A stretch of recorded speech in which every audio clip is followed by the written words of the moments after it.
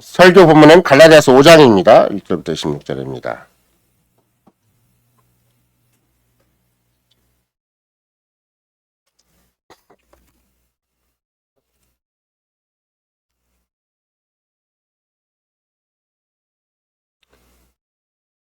그리스도께서 우리로 자유케 하려고 자유를 주셨으니 그러므로 굳세게 서서 다시는 종의 멍에를 매지 말라. 보라, 나 바울은 너희에게 말하노니 너희가 만일 할례를 받으면 그리스도께서 너희에게 아무 유익이 없으리라. 내가 할례를 받는 각 사람에게 다 증거하노니 그런 율법 전체를 행할 의무를 가진 자라. 율법 안에서 의롭다함을 얻으려 하는 너희는 그리스도에서 끊어지고 은혜에서 떨어진 자로다. 우리가 성신으로 믿음을 조차 의의 소망을 기다리노니 그리스도 예수 안에서는 할례나 무할례나 혈액이 없되 사랑으로서 역사하는 믿음뿐이니라. 너희가 다른 일을 잘 하더니 누가 너희를 막아 진리를 순종치 않게 하더냐. 그 권면이 너희를 부르신 이에서 난 것이 아니라 적은 누룩이 온 덩이에 퍼지느니라.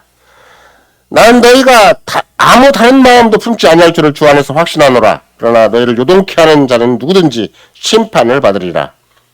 형제들아, 내가 지금까지 할례를 전하면 어찌하여 지금까지 핍박을 받으리요. 그리하였으면 십자가에 거치는 것이 그쳤으리니 너희를 어지럽게 하는 자들이 스스로 베어버리기를 원하노라. 형제들아, 너희가 자유를 위하여 부르심을 입었으나 그러나 그 자유로 육체의 기회를 삼지 말고 오직 사랑으로 서로 종노릇하라. 온 율법은 내 이웃 사랑하기를 내 몸같이 하라 하신 한 말씀에 이루었나니 만일 서로 물고 먹으면 피차 멸망할까 조심하라. 내가 이르노니 너희는 성실조차 행하라. 그리하면 육체의 욕심을 이루지 아니하리라.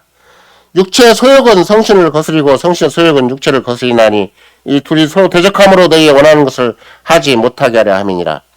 너희가 만일 성신의 인도하시는 바가 되면 율법 아래 있지 아니하리라. 육체의 일은 현저하니 곧 음행과 더러운 것과 호색과 우상 숭배와 술수와 원수를 맺는 것과 분쟁과 시기와 분냄과 당지는 것과 불리함과 이단과 투기와 술 취함과 방탕함과 또 그와 같은 것들이라. 전에 너희에게 경계하는 것 같이 경계하노니 이런 일을 하는 자들은 하나님의 나라를 유업으로 받지 못할 것이요 오직 성신의 열매는 사랑과 희락과 화평과 오래 참음과 자비와 양선과 충성과 온유와 절제니 이 같은 것을 금지할 법이 없느니라. 그러므로 그리스도 예수의 사람들은 육체와 함께 그 정과 욕심을 십자가에 못 박았느니라. 만약 우리가 성실 설면 또한 성실을 행할지니 헛된 영광을 구하여 서로 격동하고 서로 투기하지 말지니라. 예수 그리스도의 사랑하는 성도 여러분, 사도 바울은 갈라디아 교회에 보낸 편지에서 몇 가지 논쟁적인 문제들을 특별히 심각하게 다뤄야 했습니다. 특별히 그 교회 안에 그 갈라디아라는 큰 도 안에 여러 예배 처소가 있었는데 그 실제적인 문제들이 있었죠. 그 중에 하나는 자꾸 교회를 분리하고자 하는 그런 운동이 있었는데 그 분리하고자 하는 사람들의 근본적인 사고방식은 뭔가 그러면 은혜의 토대를 둔 복음이 아니라 행위의 토대를 둔 그런 또 인본적인 복음을 전파하고자 한 것이고 또 율법적인 복음을 전파하고자 한 것이죠. 이번에도 여러분이 금방 읽은 성경 말씀만 본다 할지라도 우리는 할례 자체가 강조되면 강조될수록 그럼 바울 사도가 강력하게 4절에서 지적하는 말은 뭐냐면 너희는 그리스도에서 끊어지고 은혜에서 떨어진 자다 이렇게 해서 의외로 할례를 비롯한 율법의 마음 메인자들은 마음속에 뭐가 없어졌는가 그리스도가 없어지고 은혜가 없어진 것이 문제가 되는 거죠. 이런 거라도 율법적인 의식이 남아있는 사람은 그리스도가 없어진 거고 이미 은혜가 없어진 거예요. 그러니까 우리가 본성적으로 판단자고 본성적으로 평가자고 본성적으로 자기 나름대로 심판자가 되기 때문에 오죽하면 하나님의 심판이 무서운 게 아니라 사람들의 심판이 무섭다고 할 정도로 교회까지라도 그렇게 되는 것이죠. 그러니까 바울 사도가 할례를 얘기한 거지만 실은 이름과 내 속에 본성적인 판단자가 되고 본성적인 그런 율법주의가 돼버리면 나도 모르게 뭐가 없어지는 거야. 그리스도가 어느 순간 사라져버렸어요. 또 은혜가 어느 순간 사라져버린 것이죠. 그리스도가 전제가 되고 은혜가 전제가 되어서 상대방을 평가하거나 자신을 평가하지 않아요. 오히려 바울 사도는 강력하게 율법 안에서 의롭다함을 얻으려 하는 너희는 그리스도에서 끊어지고 은혜에서 떨어진 자다. 이만큼 율법주의가 무서운 거다. 율법주의가 굉장한 종교적인 어떤 집단을 이룰만 하고 또 교회를 부흥시키는데 상당히 또 교회를 또 한 가지 통일시키는데 굉장히 효과가 있어요. 교회가 그냥 율법적으로 강력하게 얘기를 하면, 앞에서 강력하게 주장을 하면 막 회개가 되죠, 공산당처럼. 그러니까 율법주의가 굉장히 방법론상으로는 아주 강력한 방법이 될 수가 있겠지만, 그러나 본질적으로 생각을 해보면 이미 그리스도가 끊어지고, 그리스도에서 끊어지고, 율법 은혜에서 끊어지는 것이다. 이게 결정적인 문제가 되는 것이죠.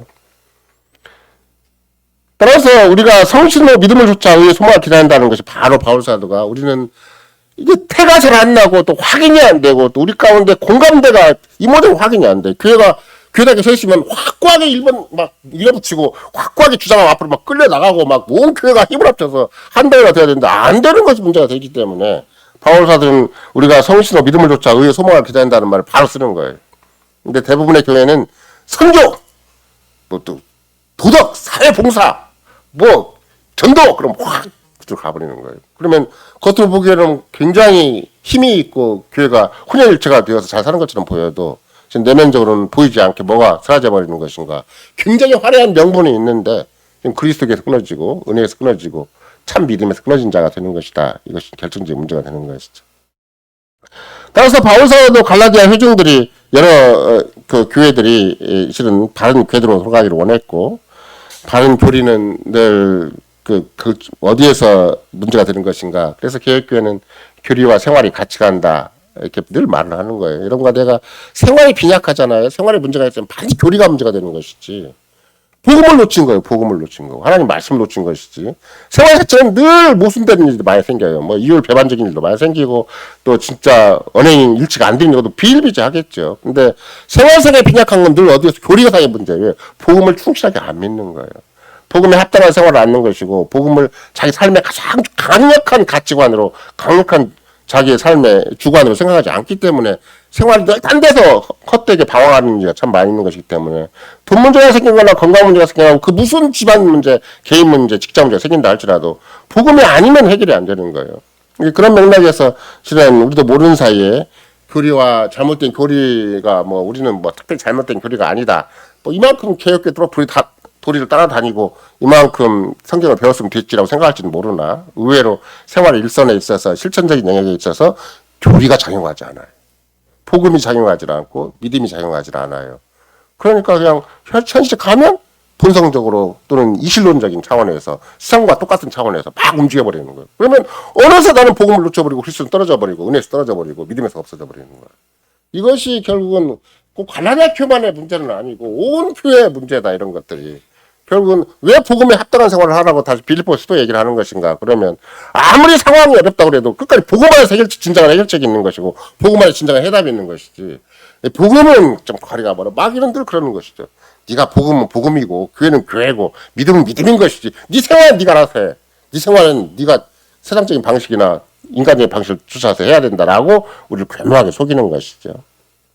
이런 맥락에서 바울 자신이 갈라디아 교인들에게 어떤 조치를 취해야 되는 것인가. 근데 굉장히 강해요. 우리가 읽을 때도 아까도 그렇게 썼잖아요. 뭐 율법 안에서 의롭다 함을 얻으려 하는 너희는 그리스도에서 끊어지고 은혜에서 떨어진 자로다. 아예. 던져서 정말 뭐 출교 그런 얘기도 안 해요. 아예 넌 상관이 없다. 그리스도에게 상관없고 은혜와 상관이 없다고 단호하게 얘기를 해버려요. 왜? 본인이 이미 그렇게 설신을 하는 거예요. 본인이 이미 마음속에 그리스도가 없어요. 마음속에 은혜가 없어요. 마음속에 진짜 믿음이 없어요. 그러니까 마음대로 상대방을 정죄하고 상대방한테 평가를 하고 그렇게 해서 결국은 여러분과 내가 오늘도 주제는 사랑인데 그 사랑이 뭐와 정반대가 되는 거야. 율법과 정반대가 되어버렸어요. 진짜 율법은 사랑인데 잘못된 율법은 사랑과 반대가 되는 것이다. 이런 것이 이제 곧바로 바울사도가 하나님의 성신의 열매를 통해서 우리에게 가르치는 바가 되는 것이죠. 바울사도는 문제를 피하지 않고 문제를 우회하지 않고 정면으로 문제를 풀어나가는 것이다. 그래서 근본적인 문제는 뭐냐 그러면 율법을 강조하다 보니까 근본적인 문제가 어디에 생겼는가. 사랑이 엄청나게 결핍되어 있구나. 그 구속적 사랑이 결핍되어 있다. 비인격적인 것이 많이 생기는 거예요. 진짜 온전한 인격이 발달된 것이 아니고 사랑은 가장 온전한 인격인데 비인격적인 것이 전부 판단이고 율법적이고 남을 정죄하는 것이고 이런 쪽에서 나오는. 그러니까 뭐 당연히 복음은 없어지고 그리스도도 없어지고 은혜도 없어져 버리는 것이죠. 그래서 바울 사도는 결국은 성신의 열매로서 가장 먼저 제시하는 것이 사랑이라는 열매를 제시하는 것이고 만약에 그런 구속적인 사랑 그런 하나님이 은혜와 더불어 가고 믿음에서 비롯된 그런 사랑이 아니면 이제 아무것도 아니다. 그러면 어떤 일이 생기는 것인가? 갈라디게 너희들의 현장 삶의 교회 현장처럼 생기는 것이다. 이렇게 얘기를 하는 것이죠. 따라서 오늘의 성신의 첫 번째 열매가 사랑이라는 것을 예수 그리스도께서 당신의 교회에게 상기시킨다는 큰 주제 하에 열매는 무엇인가, 사랑은 무엇인가, 열매로서 사랑은 무엇인가 소제목 삼아서 갈라디아서 5장에 전하는 복음을 듣기로 하겠습니다. 일반적으로 열매는 그 팔레스타인이나 그 당대 제1세기 때 바울 사도가 열매 쓸 때는 기본적인 건 포도나무예요. 무화과나무는 열매가 무화과나무가 열매가 있다고 해요? 오늘날 우리가 제가 3층에서 제 친구 선교사가 중앙시장에서 무화과를 사다 놨는데 진짜 달콤하더라고요. 잘 익으니까 열매라고 해요 그걸. 어쨌든 바울 사도는 열매라는 말을 쓸 때 포도나무를 일반적으로 열매라고 한다. 결국은 포도나무는 그 무엇보다도 어떤 다른 과실나무보다도 성경에서 쓰이는 열매잖아요. 근데 성경에서 쓰이는 열매인데 그 성경에서 어떤 차원에서 쓰이는 것인가? 구약부터 시작을 해서 결국 여호와 하나님과 당신 언약 백성 사이의 관계를 모색할 때 반드시 포도원이나 포도나무를 말씀하신다. 이걸 생각할 수가 있는 것이죠.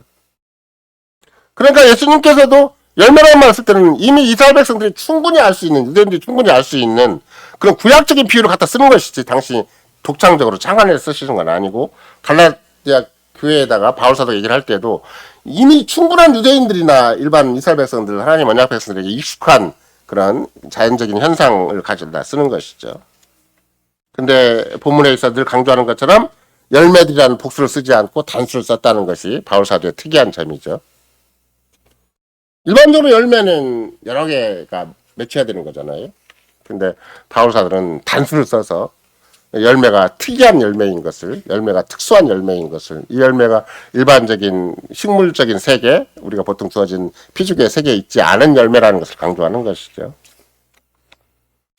어떤 사람은 특별히 그 핸드릭스 같은 그런 분이 있는데 그분은 이 9가지를 3가지씩 묶어요. 그래가지고 첫 번째는 하나님과 그 뜻에 관한 것이다. 두 번째는 뭐 사람과의 관계다. 세 번째 3개씩 묶었으니까 사실 정욕과 관계된 문제다 이렇게 얘기를 하지만 교육교수는 별로 안 좋아해요. 핸드릭슨의 구분을.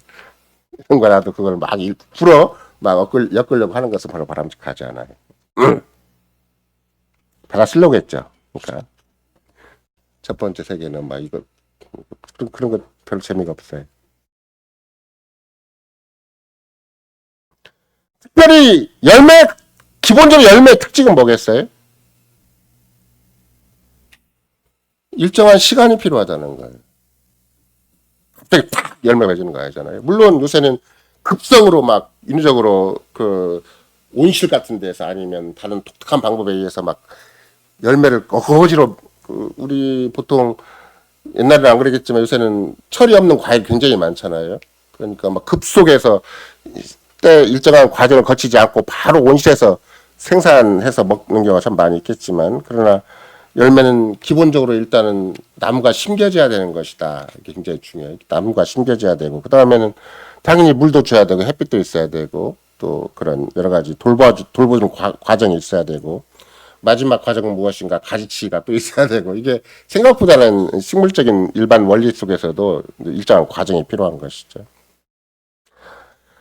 따라서 가장 기본은 뭔가 포도나무에 붙어 있어야 된다는 게 기본이에요. 열매는 요한복음 15장에서 일관되게 가르친 건 뭔가 포도나무에 가지가 붙어 있지 않으면 절대 열매를 못 맺는다. 포도나무는 누구인가? 그럼 그리스도이고 그럼 가지는 우리라는 거잖아요. 그러니까 항상 그리스도가 의식되지 않으면 열매가 안 돼요.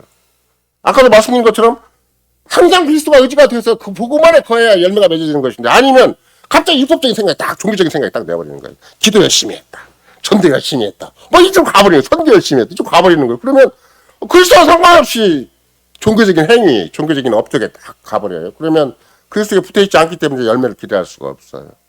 아주 독선적이 되죠. 그 다음부터는. 그래서 실은 생각보다는 요한복음 15장이 포도나무와 가지 관계로 우리를 가르칠 때는 늘 열매가 맺으려면 항상 가지는 포도나무에 붙어 있어야 된다. 즉 포도나무의 진액을 항상 공급받고 있어야 돼요. 날마다 그리스도에게서 생명을 공급받고 있어야 되고 그리스도와의 관계가 늘 일정해야 되는 만큼 다른 말로 얘기한다면 기독론에 아주 충실해 있어야 돼요. 실천적인 기독론에 충실해 있지 아니하면 열매가 못 맺는 거예요. 잘하지를 않아요. 결정적인 순간에 가르치기 대상밖에 안 돼요. 결정적인 순간에 인본주의로 가버리고 결정적인 순간에 세상적으로 가버리고 결정적인 순간에 그냥 그리스도와 상관이 없는 자리로 가버리니까 그래서 항상 포도나무와 가지가 이게 포도나무로 심겨져야 되고 포도나무 가지에 딱 붙어 있어야 된다는 게 굉장히 전제예요. 바울 사도가 갈라디아 교인들은 주님의 뜻에 의해서 그렇게 주님의 보내신 그 소명과 은혜에 따라서 분명하게 포도나무에 가지가 붙어 있는 형태로 갈라디아 교회가 생긴 거죠. 심겨졌어요. 바울 사도에 의해서. 그러면 계속해서 자양분을 공급받아야 되는 것인데 어느 날 갑자기 자양분이 아니고 이상한 화학적인 제품이 들어온 거예요. 그게 율법주의예요. 이런 거 나 속에서도 그리스도로 말미암아 자양분이 안 들어오잖아요. 그러면 율법적인 것이 자꾸 자라요. 남을 판단하고 평가하고 자기 자신도 보고만 있지 않고 남도 보고만 있지 않게 만드는 자기도 은혜에서 떨어지고 그리스도에 떨어진 자가 되지만 남도 그리스도에 떨어지고 은혜에서 떨어진 자로 만들어버려요. 종교적으로는 굉장히 모험생이죠. 성실한 자기에 충실한 사람이고 남다르게 종교적인 직분이나 종교의 위치에 있는 사람인데 문제는 그리스도와 상관이 없고 은혜와 상관이 없다는 게 결정적인 문제가 되는 거예요.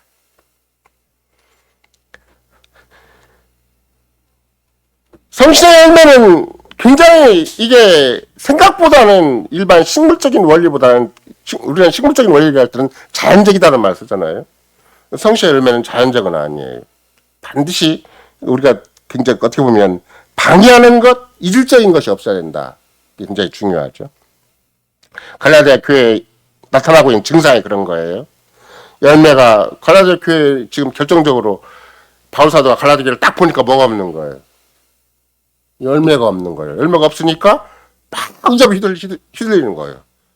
잘못된 설교자가 왔고 잘못된 교사가 왔는데 열매가 있으면 분명하게 열매가 해결하는데 열매가 없으니까 막 흔들리는 거예요. 한국에 수많은 교회도 열매가 없으니까 막 흔들리는 거예요.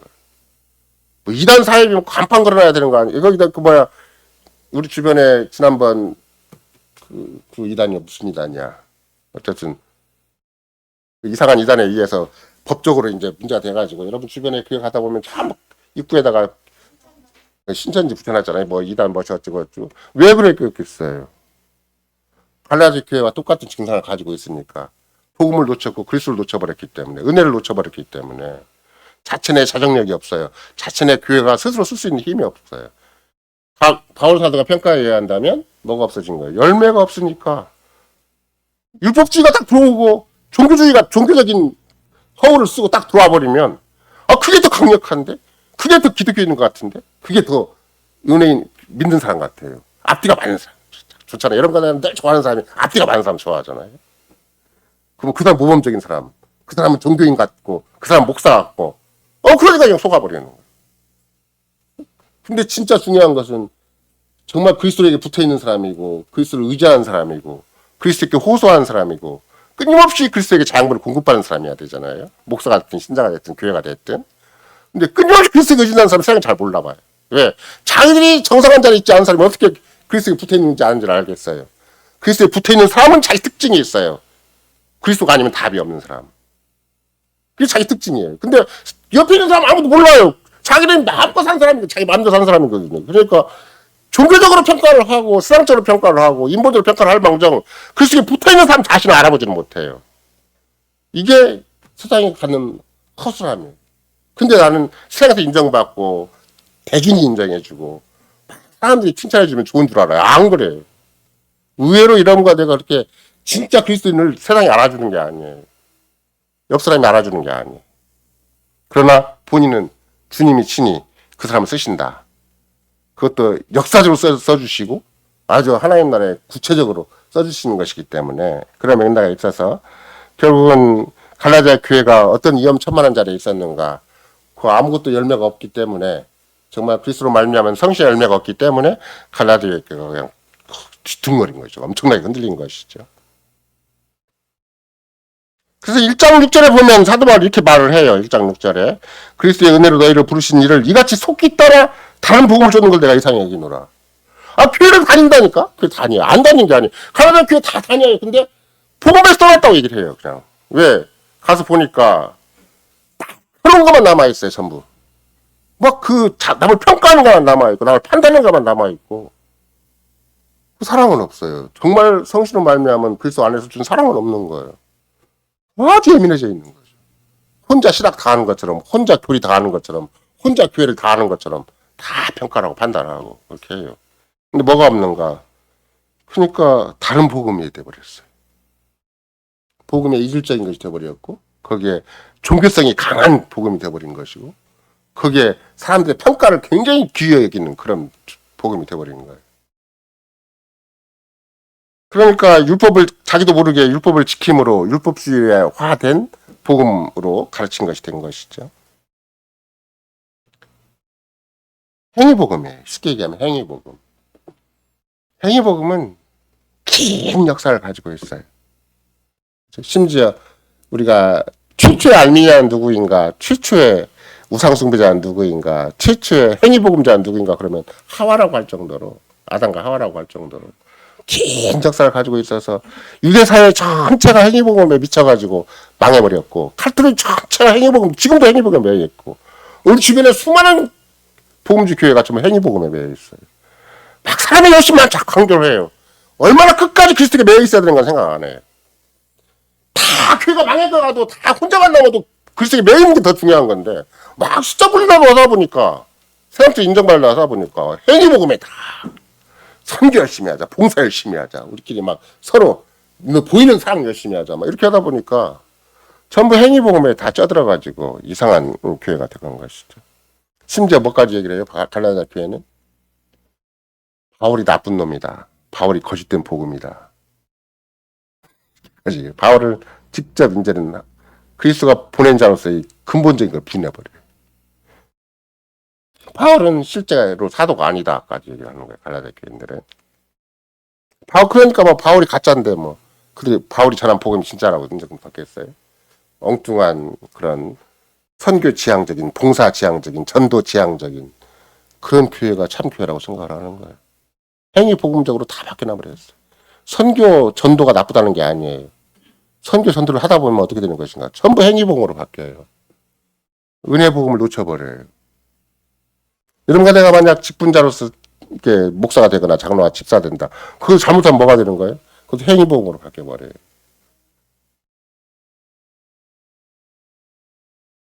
갈라디아 교회 거짓 교사들이 무슨 씨를 뿌리고 있어요? 독이 묻어있는 씨를 뿌리고 있는 거예요. 행위복음이라는 인본적인 복음을 자꾸 뿌리고 있는 거죠. 씨앗에 이미 독이 묻어있어요. 그러니까 이 씨가 정상적으로 자랄 리가 없는 것이고 정상적인 열매를 맺을 리가 없는 것이죠. 아주 해로운 영혼을 해치는 나무인데, 영혼을 해치는 복음인데, 영혼을 근본적으로 그렇게 얘기하는 복음인데도 거짓 교사들은 이게 복음이라고 자꾸 얘기를 해요.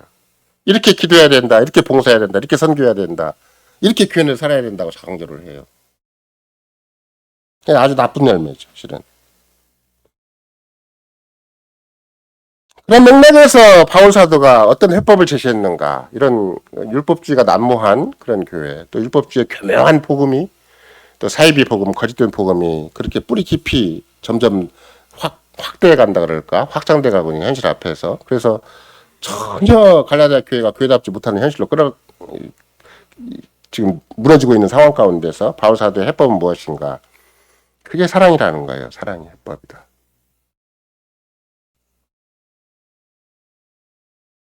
여러분과 나도 그렇게 얘기할 수도 있어요. 어떤 사람이 이렇게 국회에서 여당 야당이 싸우고 심지어 우리나라 같으면 동쪽과 서쪽이 싸우고 또 참으로 갈등과 투쟁이 늘 우리 주변에 휩싸잖아요. 그러니까 진짜 해결책은 무엇인가? 사랑이다라고 가장 보편타당하게 답을 제시할 수도 있는 거예요. 그러면 마치 뭐가 똑같아요. 이렇게 팔레스타인에서 그렇게 처절하게 보복의 역사가 시작되고 우크라이나와 러시아가 전쟁이 시작돼도 진짜 해법은 뭐라는 거예요? 평화다, 평화. 이거 똑같아요. 사랑 대신에 평화 쓰면 똑같다고. 평화 대신에 사랑 쓰면 똑같잖아요. 그러면 세상 사람이 다 다 사랑이면 해결책이고 평화면 해결책이라고 겉으로 보기에는 그렇다게 얘기를 하는 것처럼 보여요. 그럼 바울 사도도 명분이 화려한 사랑을 얘기를 하고 있는 것인가? 인간끼리 적당히 주고받으면 사랑이라고 얘기를 하는 것인가? 그렇게 얘기하는 건 아니에요. 전쟁하지 말고 사랑해라. 전쟁하지 말고 평화하자. 그게 인류가 살 길이고 우리 모두가 같이 추구해야 될 가치다. 이렇게 충분히 얘기할 수가 있는 것이죠. 원래 이 설교의 본 원고는 실은 캐나다 슬럼프 목사님에게서 비롯된 것인데, 슬럼프 목사님은 이미 저와 엇비슷한 나이, 좀 나이가 한두 살 더 많을 수도 있고 엇비슷한 나이가 될 수도 있는데 굉장히 뚱뚱하신 분이에요. 근데 그분은 이제 은퇴를 하시고 그분의 아들이 다시 목사가 됐어요. 근데 이분이 이 설교를 작성하면서 무슨 말을 했는가? 형제 자매 여러분, 제가 하는 말을 잘 들으십시오. 여러분 이제까지 배운 사랑은 버리십시오. 특히 청소년 여러분, 이제까지 배운 사랑을 다 버려야 됩니다. 왜? 세상에서 배운 것이기 때문에. 성신의 역사에 의해서 배운 것이 아니고 하나님 말씀에 의해서 배운 것이 아니기 때문에 이제까지 여러분이 사랑이라고 알았던 걸 다 버리고 내 말을 잘 들으십시오. 이렇게 얘기를 해요. 여러분 내 말 잘 들어야 지금. 여러분 형 가지고 있는 게 사랑이 아니에요. 짧은 사랑이 짭짤해서 끝나는 게 아니에요. 거짓으로 바뀌고 사이비로 바뀌면 무섭게 악이 돼요. 독이 돼요. 그 사랑에 취해 있잖아요. 그러면 진짜 사랑을 끝까지 몰라봐요. 그러니까 슬럼프 목사님도 여러분 이제까지 알았던 사랑을 다 버리십시오. 지금 바울사도 얘기하는 사랑은 그런 것이 아닙니다. 라고 얘기하는 거예요. 몽땅 버리십시오. 냉겨놓지 말고 버리십시오. 까지 얘기를 해요. 제가 지금 읽는 거예요. 여러분이 참된 사랑에 배웠던 것이 사실상 세상으로부터 배웠던 것입니다. 한 번도 성경에 의해서 제대로 배운 것이 아닙니다. 세상이나 거짓 교회들이 말하는 사랑은 성경적인 사랑이 아닙니다. 지금 원고 읽는 거예요. 값싸고 이기적인 사랑입니다. 자기중심의 사랑입니다. 사랑은 절대 감정이 아닙니다. 희생입니다. 우리는 자꾸 감정이라고 생각합니다. 자기를 희생할 줄 자꾸 그냥 하죠. 사랑은, 여러분이 사랑하는, 여기 지금 있는 거예요. 여러분이 생각하는 사랑은 정욕입니다.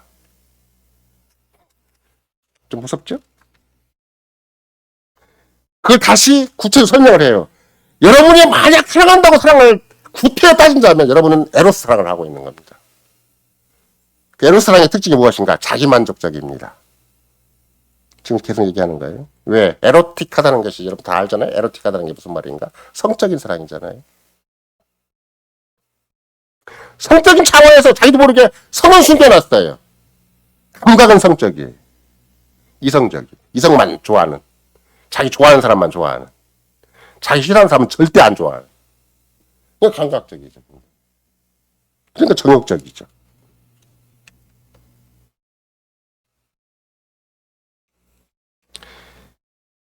바울 당대 플라톤주의가 굉장히 극성을 부렸는데, 특히 여러분과 내가 그 아테네, 그리스 같은데 그 헬라 철학이 굉장히 번성했었잖아요. 근데 심지어 에로스가 어디까지 발전하는가 그러면 처음에는 정욕적이고 감각적이고 성적인 차원에서 시작한 거잖아요. 근데 플라톤주의는 어디까지 발생을 해요? 플라토닉 러브까지 발생을 해요. 플라토닉 러브가 뭐예요? 정신적인 사랑, 거기까지 가요. 근데 정신적인 사랑까지라도 끝까지 자기 만족적으로 신을 추구한다는 사랑이에요. 절대 현실적이고 이타적인 사랑은 안 해요. 끝까지 자기를 완성하겠다는 거예요. 플라토닉 러브는 자기를 완성하겠다는 거예요. 상대방이 나를 안 좋아해도 내 혼자 완성하겠다는 거예요.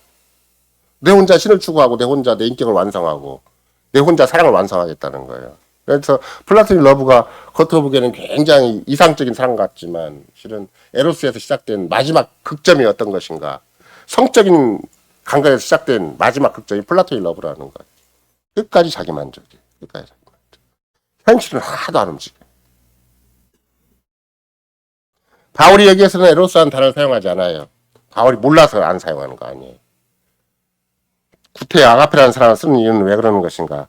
헬라 세계에 전혀 알려지지 않은 단어예요. 헬라 세계에서는 아가페가 없어요. 그 수많은 헬라 철학 속에 아가페가 없어요. 유일하게 아가페는 어디서 왔는가 그러면 70인경 구약을 70인경으로 번역할 때 헬라어에서 나온 거예요. 그러니까 드디어 그 사랑은 무엇인가? 뭐와 똑같은 아가페라는 말은 뭐와 똑같은 말을 번역을 했는가 그러면 헤세드라는 말. 구약의 자비, 은혜, 사랑 이 말을 번역할 때만 아가페로 번역을 했어요. 근원이 사람에게 있지 않아요. 근원이 자기에게 있지 않아요. 하나님에게 있는 거예요. 사랑의 근원이 틀려요. 그래서 에로스는 자기예요. 끝까지 자기예요. 아무리 플라토닉 러브를 해도 자기예요. 그러나 헤세드는 아가페는 근원이 하나님이세요. 근원이 그리스도인 거죠. 특별히 아가페 사랑이 쓰인 곳마다 헬라어 단어 70년 용례에서는 선택적 사랑을 가리켜요.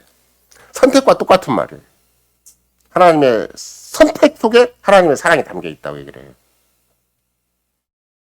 배타적이에요. 제2, 제3의 사랑을 용납하지 않아요. 유일무이한 사랑만 가리켜요. 그래서 히브리적 사랑은 유일무이해요. 그 어떤 것도 제2, 제3을 허락하지 않아요. 만약에 제1사랑이 제2사랑이 있으면 제2사랑은 미움이에요. 히브리적인 개념은. 왜? 그게 아가페니까. 주님이 우리에게 베푸신 거, 하나님 우리에게 주신 사랑이 아니면 사랑이 아니에요. 그 바울사도가 그걸 알아서 아가페라는 개념을 다시 쓴 거예요. 당시 헬라 세계에서는, 헬라 철학 세계는 없는 단어를 갖다 쓴 거죠. 그러면 결국 궁극적으로 하나님의 사랑은 무엇인가? 하나님의 뜻을 완성시키는 사랑이에요. 하나님의 선택을 역사의 마지막까지 끌고 가는 사랑이에요. 하나님 선택이 실패될 리가 없을 거 아니에요. 하나님이 한번 자기 신부로 선택했으면 그 신부를 기어코 점과 티가 없이 뼈 중에 뼈 살 중에 살을 완성시키는 그 사랑을 얘기하는 것이지. 너 나 사랑 안 하면 나도 사랑 안 해. 그런 자포자기라는 사랑, 하다 많은 사랑을 얘기하는 게 아니에요. 여러분과 내가 고린도전서 13장에서 사랑은 뭐냐 그러면 올해 첫날부터 시작해서 마지막은 뭐예요? 올해 첫날부터 시작해서 마지막은 뭐예요? 끝까지 견딘다는 거예요. 끝까지 간다는 거예요. 우리는 끝까지 안 가요. 다 중간에 다 부모라도 자식 자포자기 해버리고 부모라도 자포자기 해버리지. 하다못해 그냥 속으로 다 포기해버리지. 끝까지 안 가요. 끝까지 에너지가 있는 게 하나님의 아가페 사랑이에요.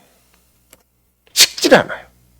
늙었다고 식질 않고 상대방이 반대한다고 식질 않고 상대방이 그 사랑을 무시한다고 식질 않아요. 오래 참을 뿐만 아니라 끝까지 견뎌요. 끝까지 가요. 인듀어라는 영어 단어는 뭐와 똑같은 건가? 이런 거 내가 성도의 견인이라는 단어와 똑같아요. perseverance라는 단어와 똑같아요. 성도의 견인은 궁극적인 완성이잖아요. 사랑은 인듀어한다. forever 한다. 끝까지 인듀어한다. 그 말은 사랑은 기어코 완성되는 거다. 기어코 원래 목적지까지 간다. 그게 진짜 사랑이다. 사람이 만든 종교가 아니에요. 사람이 만든 종교적인 이념이 아니에요. 우리끼리 주고받는 적당한 감정도 아니고. 그러면 만약 이렇게 생각하면 여러분들 어떻게 하겠어요? 아, 사랑은 사람 스스로 만들어낼 수 없는 능력이구나. 금방 알아. 아, 우리가 막 왜 다 사랑 안 해? 이렇게 상대한테 요구할 수 있는 문제가 아니에요. 사람이 사랑을 빙자해서 자기 종교를 만들어내면 자기 자신이 자기 운명을 결정하는 당사자가 되어버려요. 근데 우리의 운명은 우리가 결정하는 게 아니다. 왜? 하나님의 선택에 의해서 비롯된 것이기 때문에 끝까지 선택을 붙들고 나가는 거예요. 나는 선택받은 자다. 그냥 아무나 그냥 내가 어쩌다 공부 잘해가지고 좋은 학교 들어가고 내가 결정해서 막 이런 내 운명을 결정해온 것이고 내 운명을 남다르게 성공시키는 것이 그런 인생이 아니에요. 하나님 선택하신 거니까 끝까지 하나님 거에 밀어붙이는 거예요. 하나님 거기에 잘 끝까지 따라가는 거예요. 그 하나님의 선택이 사랑이에요. 이거 바울 사도가 캐치를 해내는 거예요. 이스라엘 백성에게 일관되게 선자들이 강조한 그런 거예요. 너희가 하나님의 선민이 아니냐는 거예요. 너희가 하나님 택하신 자들이 아니냐는 거예요. 끝까지 주님이 친히 찾으세요. 자기 백성을. 이스라엘 백성이 막 하나님을 막 찾는 게 아니에요. 하나님께서 그들을 광야로 애굽으로 실은 가게 하셨다가 다시 애굽에서 건지시죠. 그때 그 애굽의 풀무라고 얘기를 하죠. 왜 애굽의 풀무라고 얘기를 하는 것인가?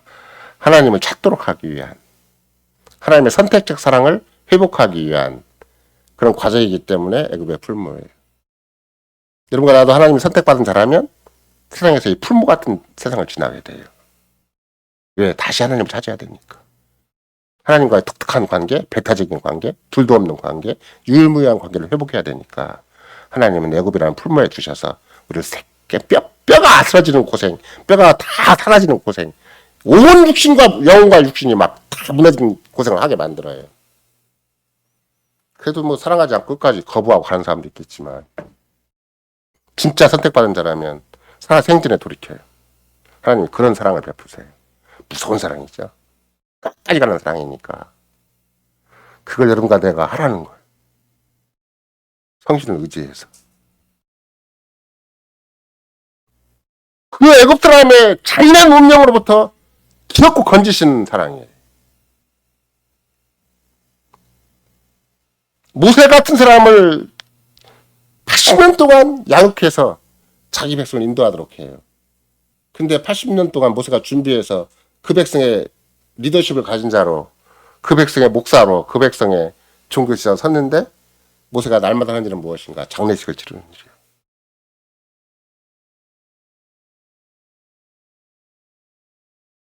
원수들을 홍해에 익사시키고 그걸 물가에 다 쏟아 보게 만드는 거예요.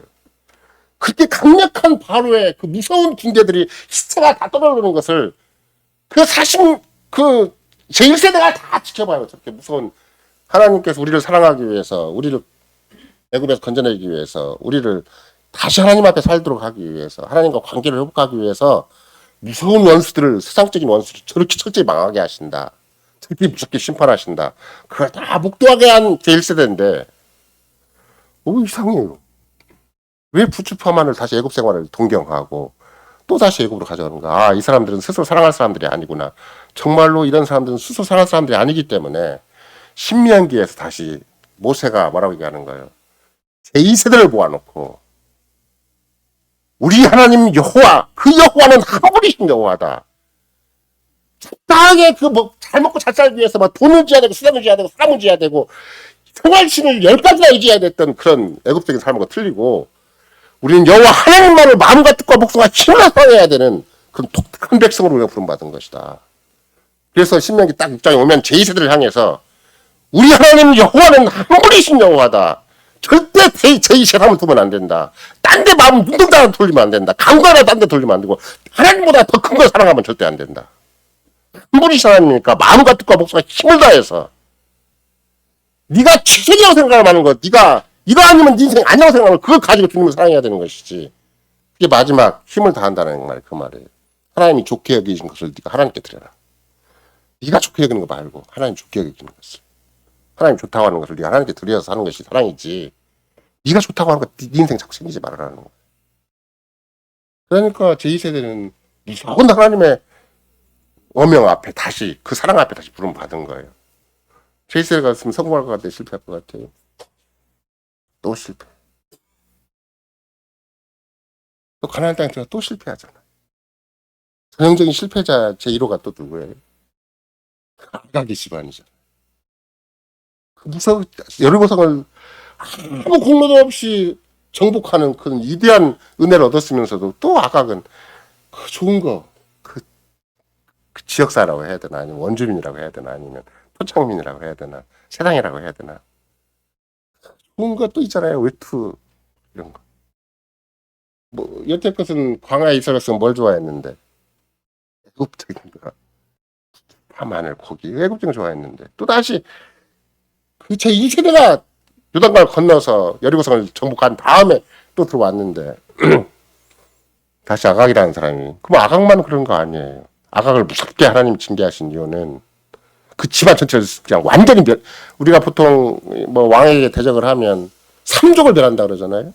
아각 집안 자체를 쏙디쳐 없애버려요. 아예.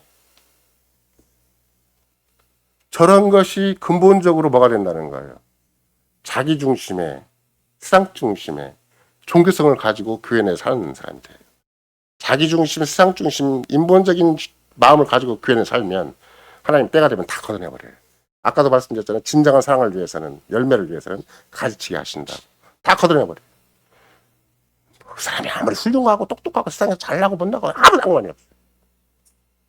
진짜 사랑이 그리스도를 사랑하는 것이 아니고 마음과 뜻과 목숨과 힘을 다해서 주를 사랑하는 것이 아니란 아무 의미가 없어요. 주님 앞에 쓸모가 없어요. 그런 인생은 뭐를 갖다 놔도 소용이 없어요. 단 한 사람이 마음과 뜻과 목숨과 힘을 다해 주를 사랑하는 것이 진짜 중요한 거예요. 그게 주님의 방식이에요. 왜? 주님이 전능하신 분이시니까. 주님이 모든 천전지를 다 만드시고 만든 뜻이 그것이니까.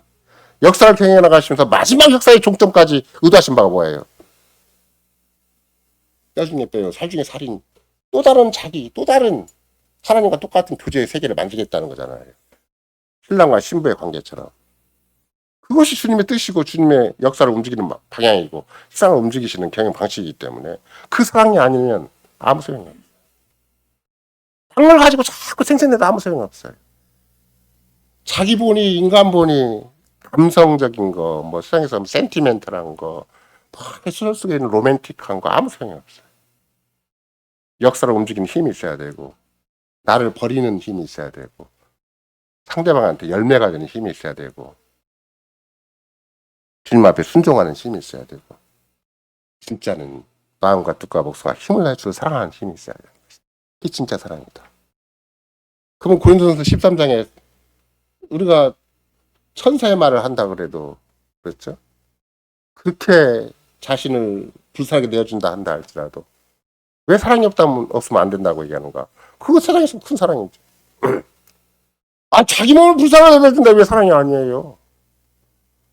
한 남자와 한 여자를 위해서, 한 집안을 위해서 저라 누구라도 다 자기 몸을 불쌍해서 내어주죠. 어떤 가장이라고 그러면 어떤 세상 사람이라고 그냥 막 살던 사람이 어디가 있어요. 거기다가 천사의 말도 하죠. 그러면 뭐 그거 사랑 아니라고 거부하는 사람이 어디가 있겠어요. 근데 사랑이 없으면이라고 얘기를 해요. 근데 진짜 사랑은 무엇인가? 그냥 그렇게 화려하지 않아요. 그렇게 막 이렇게 뭔가 상대방한테 막 그렇게 쇼맨십을 하지 않아요. 그냥 오래 참고 끝까지 가요.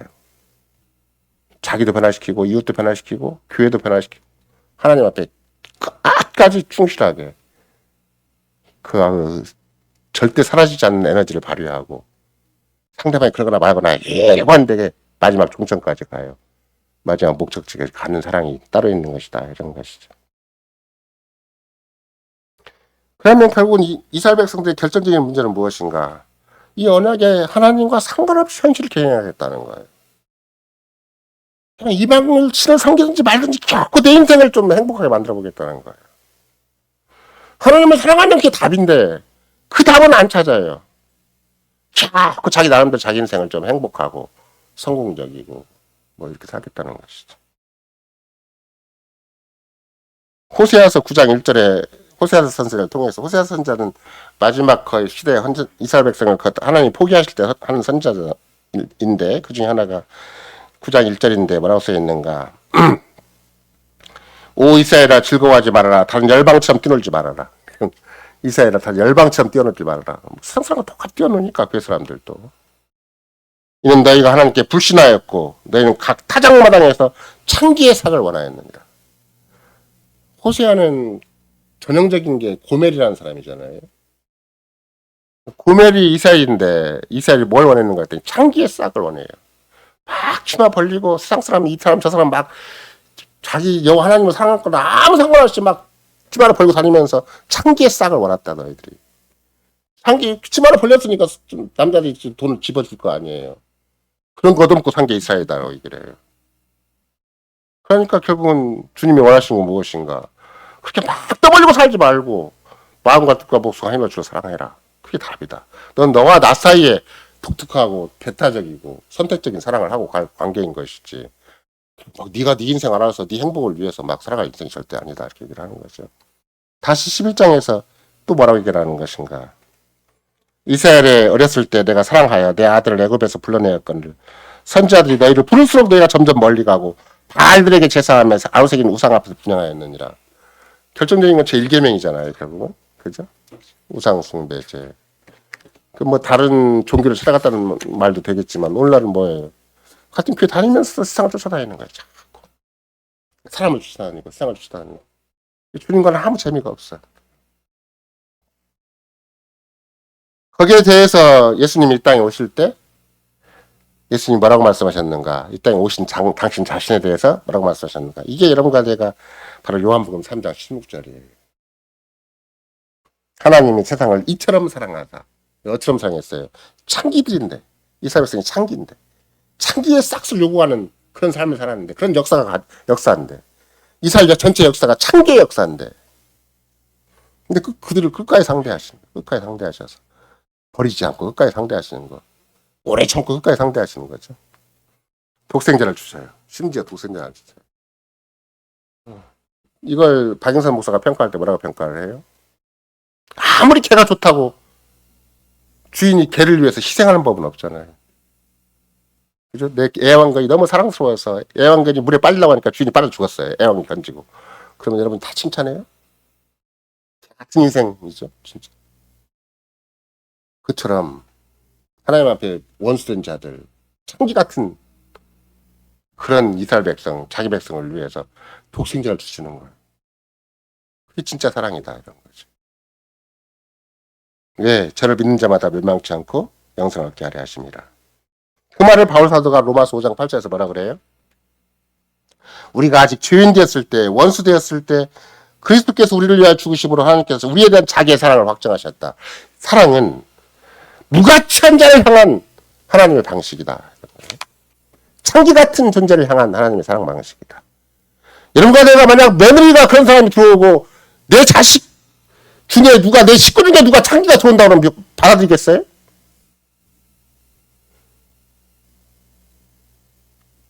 펄 뛸거려? 근데 진짜 창기예요. 성경적인 차원에서 보면 어떤 착한 며느리가 들어오고 어떤 내 딸이 어디 가더라도 다 창기예요. 왜? 마음과 뜻과 목숨과 힘을 다주로 사랑하는 사람이 아니기 때문에. 그런 자를 위해서 그런 창기 같은 원수 같은 자를 위해서 독생자를 보내주셨다는 것이 진짜 세상에 살 길이고 그게 하나님의 사랑에 반응하는 길이고 그 독생자를 믿는 것이 진짜 사랑이구나. 독생자를 받아들이는 것이 진짜 사랑이구나. 우리가 함부로 나를 괜찮은 인간으로 매력적인 인간으로 남한테 인기 있는 인간으로 나는 결혼하면 성공하는 인간으로 착각하면 안 되는 것이고 창기 같은 여자인데 주님의 구속적인 은혜로 예수 그리스도 안에서 내가 모든 죄를 용서받고 이제는 그리스도의 신부로서 흠과 티가 없이 뼈 중에 뼈요 살 중에 살로 내가 이제 살아갈 수가 있구나. 그게 여러분과 다 위로예요. 어떤 여자는 착하고 예쁘고 매력있고 막 그런 게 아니에요. 어떤 남자는 막 괜찮은 집안이고 뭐 좋은 직장 가지고 이런 거 절대 아니에요. 창기, 창남이고 요새는 남자 같으면 창남이겠지. 막 창남 떠벌리고 다니고 뭐 잘났다고 똑똑 스를 찌고 다니고 뭐 혼자 자기 영광, 자기 세계, 자기 뜻을 집요하게 모색하고 살고 그런 거지만 다 창남 창기들이에요. 근데 주님은 그런 자들을 위해서 독생자를 보내주시고 그런 자들 하나님이 사랑하셔서 독생자를 우리에게 주셨고 우리를 믿게 하시고 우리를 교회 안에 살게 하시고 지금도 말씀으로 변화시키고 씻어주시고 아직도 청기 같은 생각이 남아있으니까 아직도 부추파만을 좋아하고 아직도 갑옷 좋아하고 외투 좋아하고 세상 거 좋아하는 것이 아직 남아있으니까 신부를 계속스럽게 하시는 거 그게 그리스도 안에서 성신으로 말미암아 우리에게 주신 사역이에요. 그런 사랑이 갈라질 게 없다는 거예요. 바울 사도가 볼 때는. 그 구속적 사랑이 왜 없고 그렇게 자꾸 인본적으로 스스로 노력해서 뭔 삶을 살려고 하는 것인가.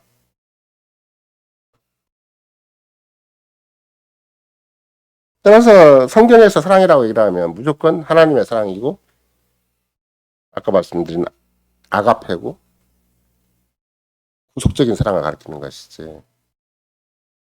우리가 감각적으로 이렇게 이런 거 내가 믿음이 참 좋으면 구속을 날마다 의지하고 살겠죠. 믿음이 없으면 구속을 의지하지 않고 막 자기 삶에서 막 세상적인 방식으로 살다 할 거 아니에요. 그리스도 없이 살고 은혜로 없이 살고 나는 그리스도 없이 은혜로 잘 살아왔는데 왜 그래? 나 믿음 없어서 쎄해서 그냥 그렇다 인정받고 살았는데 성공적으로 살아왔는데 왜 그래? 그렇게 생각할 거 아니에요. 근데 믿음과 사랑이 같이 가요. 기독론적인 그런 믿음이 있어야 그리스도 끝까지 믿는 믿음이 있어야 사랑을 제대로 알게 되는 건데 어떻게 믿음도 없는 사람이 그리스도를 실천적으로 의지하지도 않는 사람이 이런 구속적 사랑을 발휘할 수 있겠어요? 알지도 못하죠. 감지가 안 되는 거예요. 박영선 목사가 기발난 아이디어를 내는데 뭐라고 내는 것인가? 지렁이가 못하는 것일 때, 지렁이한테는 절대 할 수 없는 것일 때, 지렁이. 우리는 지렁이 그러면 뭐 꿈틀거리는 거 그런 생각하잖아요. 근데 박영선 목사는 지렁이는 매니큐어를 상상할 수 없다. 왜 지렁이는 매니큐어를 상상할 수가 없어요? 각질 부분이 없어요. 각질 부분. 늘라고 스키가 젖어 있는데 무슨 매니큐어 이런 거 내가 그런 시점이에요. 아까 슬롬프 목사가 이제까지 배운 사랑을 다 포기하라고 얘기하는 이유는 우리가 맨날 애쓴 것이 사랑이 아니에요. 한 번도 희생할 준비를 않고 한 번도 헌신할 준비도 않고 한 번도 자기 부인이 안 된 사랑이에요. 정말로 그리스도를 철저히 의지했기 때문에 그리스도의 부인으로서 하는 사랑이 아니에요. 그리스도의 지체로 하는 사랑이 아니에요. 그냥 세상에서 배운 대로 그냥 이거 사랑이겠죠. 하는 게 사랑이에요. 냄새나는 사랑이고 짧은 사랑이고 오래 못 견디는 사랑이고 그냥 자기중심의 사랑이고 정욕적인 사랑이고 자기는 플라토닉 러브까지는 할 수 있을랑가를 몰라도 그것도 자기중심이고 끝까지 자기 완성이고 자기 행복이고 그런 것이죠. 여러분과 내가 이런 고린도전서 13장에 나오는 그런 사랑을 제대로 하려면 고린도전서 13장은 몇 장 다음에 있어요? 12장 다음에 있잖아요. 12장에서 주로 뭘 가르쳐요? 혹시 포괄적으로 얘기를 한다면? 교회에 주신 은사를 가르치잖아요. 그럼 13장에서도 은사를 거론해서 얘기를 하는 거예요. 주님이 주신 은사임에도 불구하고 사랑과 무관할 수가 있다는 거예요. 천사의 말도 방언도 다 12장에서 주신 하나님의 은사죠. 교회를 위한. 자기 몸을 불사하게 내어주는 것도 그랬잖아요. 사도행전 2장에서 내 재산까지 다 팔았잖아요. 집도 다 팔았잖아요. 얼마나 위대한 사랑이에요. 근데 구속적 사랑이 아니면 누구처럼 한 일을 벌이게 돼요. 아나니아와 삽비라처럼 짧아요. 생각이 작고 감각이 작고 이거 보상 안 되나 이거? 끝까지 못 견뎌요. 그러니까 아나니아와 삽비라는 그렇게 헌신을 해놓고도 별로 재미가 없는 거죠.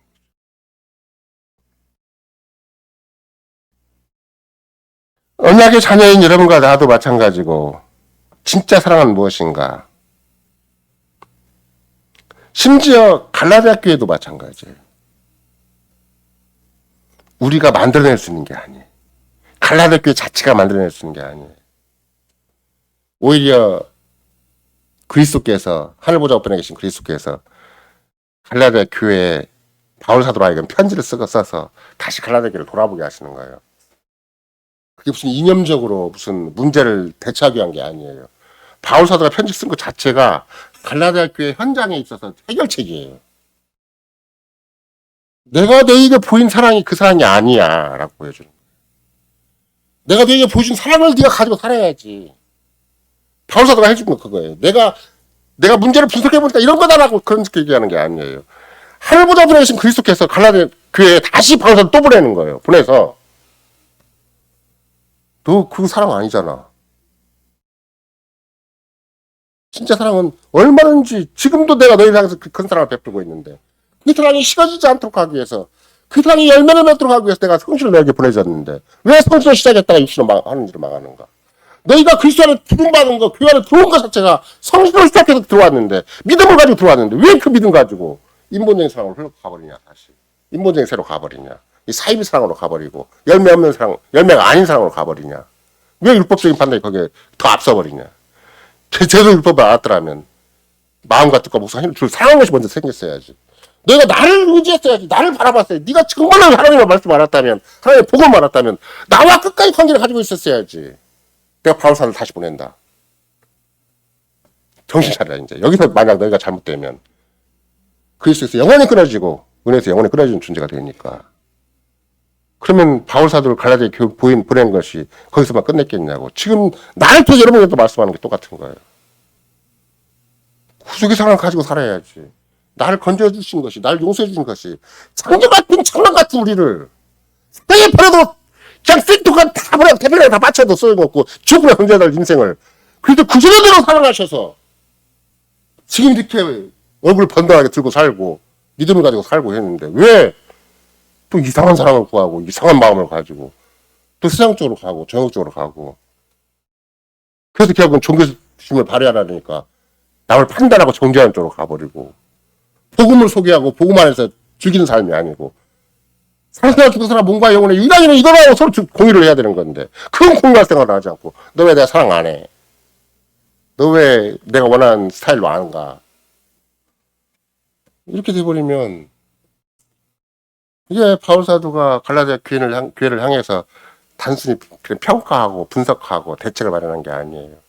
하나보다 높이 계신 주님이 바울사를 다시 보낸 거예요. 이런 방식으로, 설교 방식으로, 편지 방식으로. 이런 거라도 마찬가지예요. 목사가 훌륭하고 똑똑해서 그런 게 아니에요. 목사가 똑같이 창기와 창문 똑같은 짓이죠.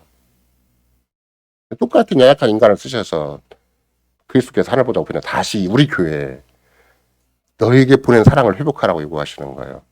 성신의 열매로서의 사랑을 회복하라고 얘기하는 거예요. 쓸데없이 단쪽에서 감각 쓰지 말고 낭비하지 말고 거기서 네 인생의 명분 찾지 말고 그리스도께서 친히 구속하신 그 사랑을 빨리 회복해서 그걸 즐기고 살아라. 그건 세상은 알아주지 않고 네 옆 사람 알아주지 않아도 내가 널 알아주마 이렇게 얘기하시는 거예요. 내가 널 쓰마. 네가 진짜 성신의 열매를 발휘하면 내가 역사적으로 영원히 없어지지 않게 그 가치와 그 보람을 인정해 주마 이렇게 말씀하시는 거예요. 따라서 갈라디아 교회 그 신자들의 그 예배 시간에 갈라디아 교회 예배 시간에 여러분과 나를 초청한 거나 다름이 없어요.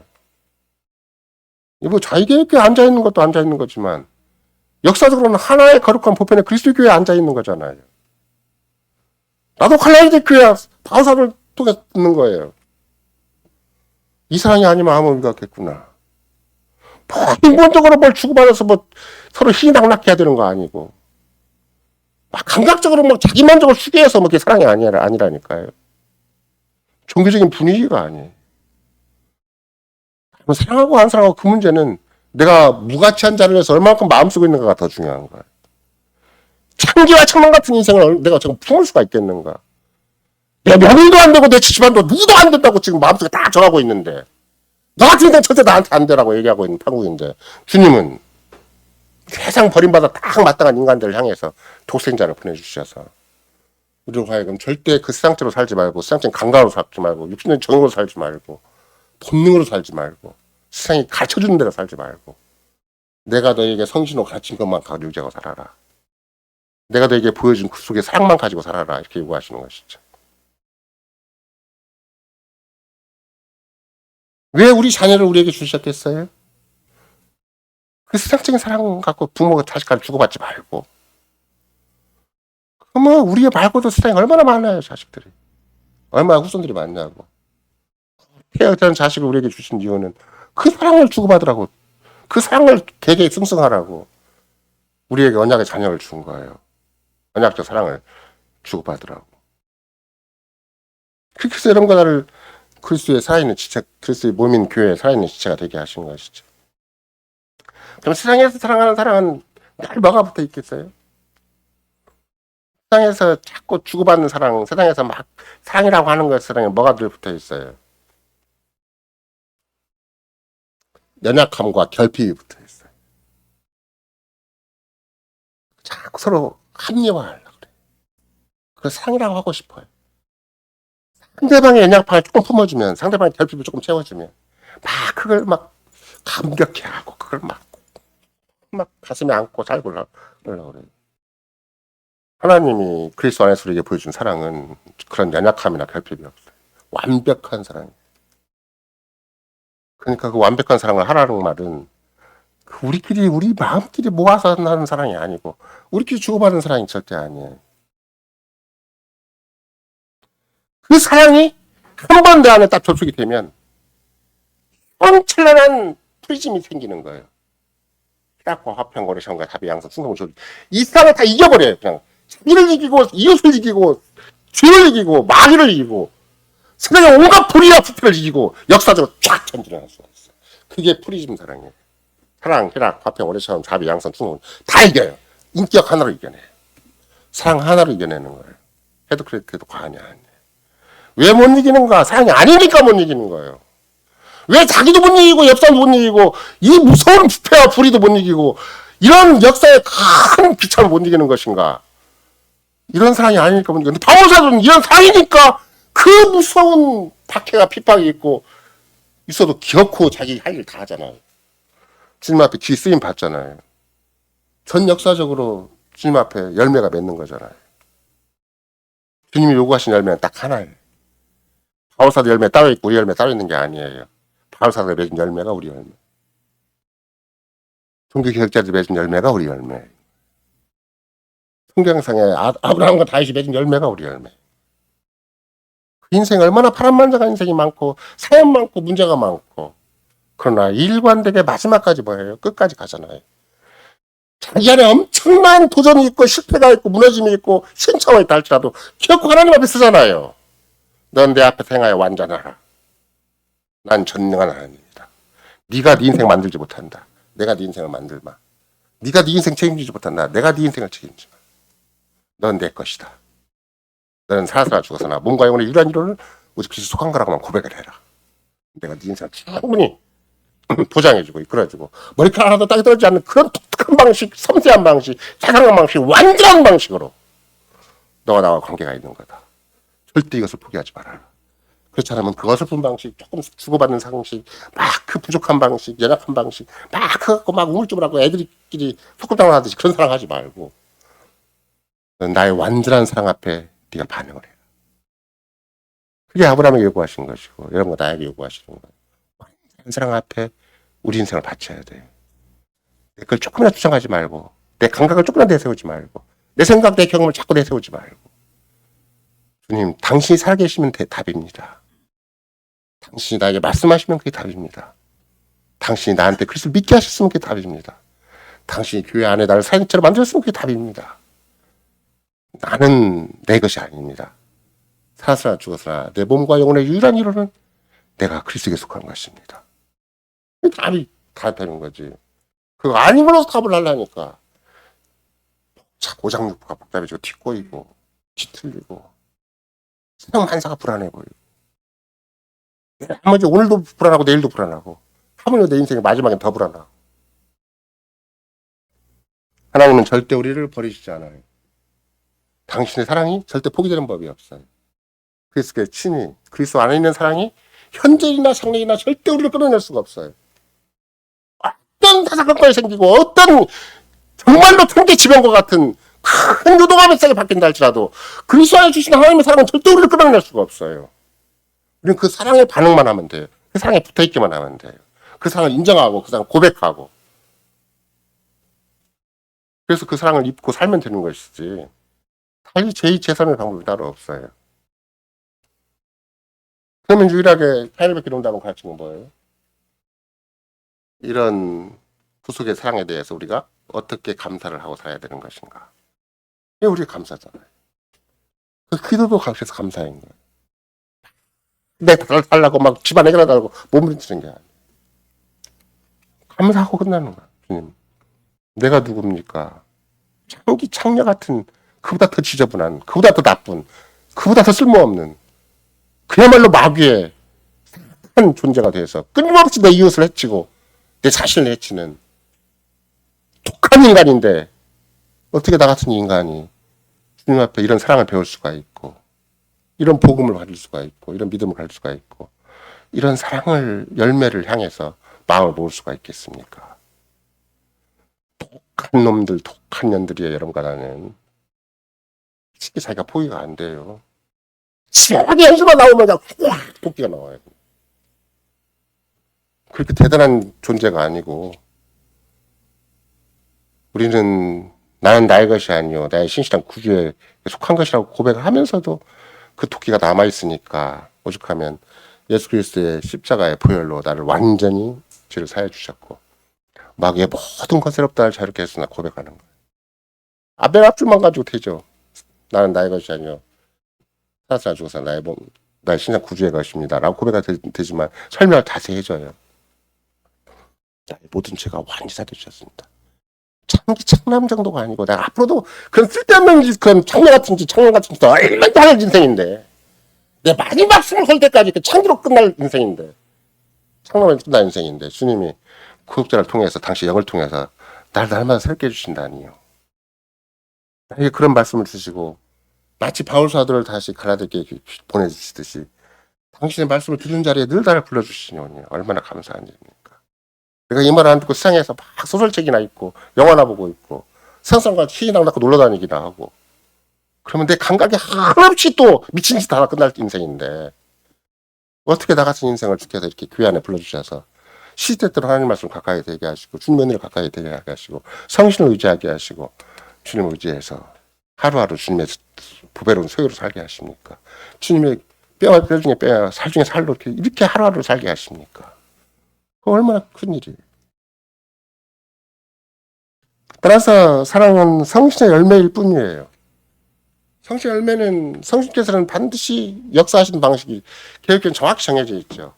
꿈 베르보 퍼 베르봄. 말씀을 통해서 말씀과 더불어. 다른 말로 얘기한다면 복음 설교를 통해서 복음 말씀과 더불어. 설교를 제대로 안 들으면 절대 이상은 안 생기게 있어요. 설교를 통해서 계속 신앙 고백이 확립이 돼야 돼. 그렇죠? 참된 믿음은 뭐예요? 이 모든 하나님의 말씀이 진짜 참 진리라고 확실한 지식이 있어야 되는 거잖아요. 거기에 따른 구속의 은혜가 다른 사람뿐만 아니라 나에게도 있다는 견고한 확신이 있어야 되잖아요. 영원한 생명이 나한테 있다는 것도 뭘로 알아요? 복음으로 알아요. 설교로 알아요. 내가 똑같은 사람과 똑같은 질의 삶이 아니고 내 직장이 좀 훌륭한 사람이 있고 내 직장이 좀 성실한 사람이 있고 성공한 사람이 있는데 이 사람에서 그런 사람이 아니라 아무리 성공한 인생이라도 이 사람이 되면 꽝이고 나는 세상에서 인정해 주지 않아도 내가 예수 믿는다는 거 하나 때문에 세상에 둘도 없는 인생이 되는 거고 그래서 나는 오늘 또 그리스도 안에서 성신 의지에 사는 존재다. 이렇게 고백하고 살아가는 거예요. 그러니까 하나님의 말씀을 일정하게 듣고 일정하게 그 복음 설교를 듣고 하나님 말씀 가까이 대하고 시대대로 하나님께 의지하고 시대대로 하나님과 거룩한 교제를 하고 이런 삶이 아니면 어떻게 열매를 맺겠어요? 성신께서 안 쓰시죠. 이제. 나도 모르게 성신을 슬프시게 하고 근심케 하고 성신을 슬프시게 하고 근심케 하는 것이 구약 역사 속에는 뭐가 있었어요? 이스라엘 백성들이 우상 숭배한 거. 이스라엘 백성들이 광야에서 부추 파마늘 고기를 좋아한 거. 그래서 하나님께 대해서 끊임없이 불평과 원망을 한 거. 다른 말로 얘기한다면 우리의 감사에 대해서는 전혀 모르는 거. 출애굽의 위대한 구원이 있는데도 출애굽의 위대한 구원에 대해서는 아무것도 생각 안 해요. 그 자기가 10가지 애굽에서의 철저하게 생활의 노예가 되어가지고 돈의 노예가 되고 세상의 노예가 되어서 애굽의 노예가 산 세대 그것에 대해서 건져주셨는데 그것이 온 감각 속에 세포 속에 DNA 속에 남아있어가지고 여호와 하나님이 자기를 구속해 주신 것을 하나도 감사하지 않아요.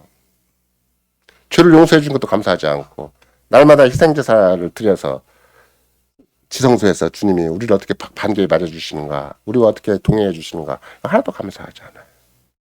우리가 그리스도 안에서 어떻게 구속을 받았는가 어떻게 큰 은혜를 받았는가 어떻게 지금 영광의 목적지를 향해서 힘있게 전진할 수 있는가 어떻게 당신의 몸인 그리스도 교회 안에서 살아있는 지체가 되어서 영원토록 가치 있는 삶을 살고 보람 있는 삶을 살게 되었는가 하나도 감사하지 않아요. 그 자기 감각 하나 못 만족시켜가지고 행복 하나 못 찾아가지고 짤짤한 인생 그지 같은 인생 창녀 같은 인생을 살다 그만두는 거예요. 하나님께 전심으로 여호와 하나님을 사랑하라는 말이 바로 그런 말이에요. 행을해도 감각이 놓치거나 생각이 놓치거나 마음 한 구석에 놓친다 할지라도 그 속에 어느새 마귀가 하와를 빈틈을 타고 들어오듯이 먹음직도 하고 보암직도 하고 탐색기도 하는 순간이 곧바로 와버리는 거예요. 이것이 아니면 내 인생이 아닐 것 같은 이것이 아니면 내 행복이 아닐 것 같은 이것이 아니면 내 미래가 아닐 것 같은 이걸 먹어야 되고 이걸 다 챙겨야 되고 이걸 내 인생의 최고 지혜라고 생각되는 만큼 어느 순간 딱 오니까 하와가 그냥 남편까지 터뜨리고 어두운 데로 가버린 거잖아요. 이런 걸 하도 시대대로 마음과 뜻과 목숨과 힘을 다하지 않는 한 전심으로 여호와를 사랑하지 않는 한 우리의 지성과 감성과 의지를 다 동원해서 내 인생 전체를 주님 사랑하는 것 외에는 어떤 것도 두지 않아야 비로소 내가 주님 앞에 얼마나 고귀한 존재인가 내가 하루하루가 얼마나 소중한 하루하루인가 내게 주어진 시간과 공간이 얼마나 주님 앞에 얼마든지 주의 뜻과 주의 나라와 주의 영광을 쓸 수 있는 보배로운 환경인가 충분히 확인해서 내가 숨을 쉬고 있는 동안 주님을 사랑을 하자. 내가 호흡이 있는 동안 주님께 감사하자. 주님께 찬송하자. 난 이 땅에 왜 존재하는 것인가? 주님의 영광을 위해 존재하고 주의 뜻을 위해 존재하고 주의 나라를 위해 존재한다. 주의 교회를 위해 존재한다. 이건 당연히 고백하게 되는 것이다. 갈라디아 교회에게 바울 사도를 보내주신 그 주님께서 이런가 나에게 다시 갈라디아 교회 똑같은 복음을 듣게 하시고 똑같은 사랑을 배우게 하시고 똑같은 신앙 고백 앞에 서게 만드시는 거예요. 행여나 여러분과 제가 왜 내 주변에 문제가 생기는 것인가? 누가 조금이라도 나한테 서운한 소리하고 싫은 소리하고 불쾌한 소리하고 뭔가 나의 오장육부를 뒤집는 소리 한다 할지라도 근본적인 문제는 어디에 있는가? 마음과 뜻과 목숨과 힘을 다해서 주상하지 않기 때문에 그런 거구나. 자꾸 사랑으로 돌려야지. 자꾸 사랑으로 돌리는 거예요. 그래서 주님, 제가 또 마음이 마귀에게 교묘한 시험을 받아가지고 또 엉뚱한 데서 내 인생을 방황하게 생겼습니다.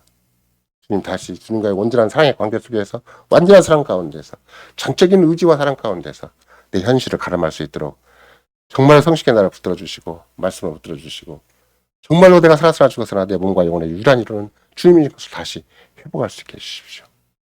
그렇게 기도하면 주께서는 그 기도는 완벽하게 응답하세요.